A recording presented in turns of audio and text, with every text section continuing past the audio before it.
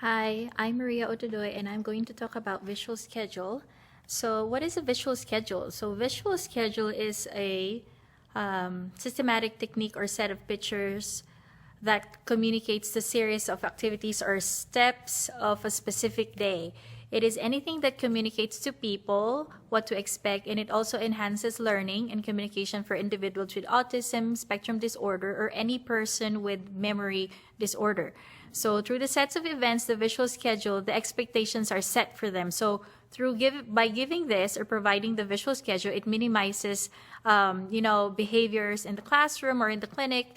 The visual schedule system serves as a tool that children and adults could reach their developmental goal to communicate. A visual schedule is a graphic representation of scheduled tasks and activities throughout the day.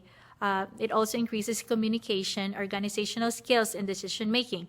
So why is visual schedule important? So as what I've mentioned, as a special ed teacher, I feel that it is important because it gives the students expectations. So that means they know what to do, and if they know what to do inside the classroom or they know the schedule, this minimizes negative behavior in class. So it helps them to be successful in the classroom. So it is useful for breaking down tasks that have multiple steps.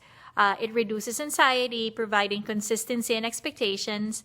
It serves as a reminder where people should be, they should stay on task, and when to start and when to finish. So it reduces resistance on certain activities. Having a schedule is important because every day of our lives, that is what we follow. We have a set of routine every day. We wake up, we brush our teeth, we dress up ourselves, and then we go to work or we go to school.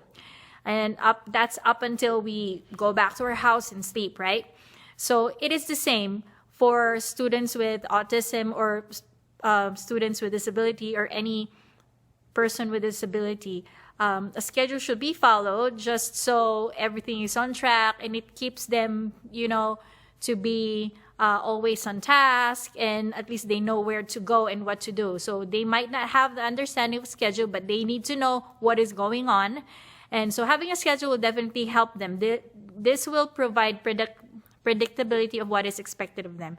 So who is it for? So who is the visual schedule for? Visual schedule is suited for people who need some extra help remembering and performing daily activities. It is commonly used for people with autism spectrum disorder, but it can actually be used by anyone who's having difficulty following a schedule, or those with memory problems such as Alzheimer's, dementia, mild cognitive impairment, among others. The students that often use visual schedules in the school system are the students with autism, those with Down syndrome, intellectually disabled, and specific learning disability. So people with dementia or have memory issues can benefit from using a visual schedule because this will keep them focused and track things scheduled for the day. So how to make a visual schedule? So I've been making visual schedules for years. So when it comes to visual schedules, teachers creatively use everything from color coding to school bell synchronization. In order to maximize effectiveness, teachers individually organize visual schedule based on the learner's preferences or personality. And the interest as well as the dexterity of the patient is considered when making the icons for the visual schedule. So usually for my students with special needs, for my students with autism, usually I have this, this is a visual schedule that I put on the wall. So this is actually, the way to use it is, at first I have to model it to them. So I go over usually the whole day with them, and then I let them know first is breakfast, next will be circle time, reading time, and then break time, and then we'll have math, and then recess time, and then individual work, lunch, table activity, walking to the van, and going to the van. So then once the schedule is over, the student would have to get it. Would have to get this one and put it here in the all done. We put it there. If in case there's a change of schedule, I usually put a change schedule card right there. This is a change schedule card.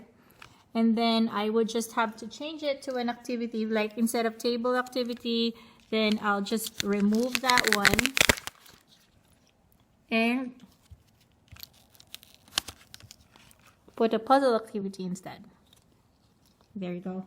And then there are many kinds of visual schedules. So this type of visual schedule right here, that's the one I use for my students who are more, who has more cognition that you could understand and follow, like probably a 5th grade level for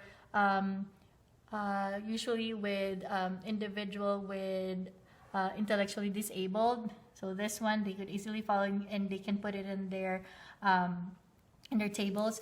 I actually have a lunch schedule for one of my students with autism right here, where he could match it, like lunch to what to do. There you go, what to do and finish. So here he could match this one, and whenever it's finished, he can put that over there on the other side. Clean up, lunch tray, picnic table, that one. This one is actually a schedule for knowing the time, how much time do I still need. Oh, I have that. And this one I actually made for a student with Down syndrome that's already in 5th grade. But this one is actually about putting a sanitary napkin in the underwear and how to wear it. So this is actually like really helpful for them. So this one's just sequencing. So it's not just like scheduling the activities within the day, but also you can also use it as a sequencing activity. Like for this one, it's changing a sanitary napkin. I also have an album that I make that's actually like a very visual thing for my student, of people that she works here at school. And this one too is a sentence activity where a student gets a subject and verbs and then put them together here, as well as this one. So visual schedule for me, it's really helpful. Usually when I make visual schedule, for kids, I don't make it so big. It really depends on how what's the age of the kids and if they can hold it. Usually I do a 2x2 size or 2x1.5 so that they can easily get it and then put it there. And then for my visual schedules, usually at the back of the icons, I put the soft side, and on the wall, the ones that I put on the wall for this one, I put the hook side over there.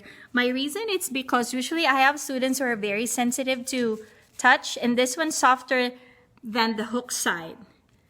This one is rough, so I have students that have issues with that are very sensitive, so I prefer putting the soft side right at the back of my icons. So that's it. So again, visual schedule is very helpful for students with autism and those with memory problem, and I highly recommend it, and I like it. I use it for years now. Thank you.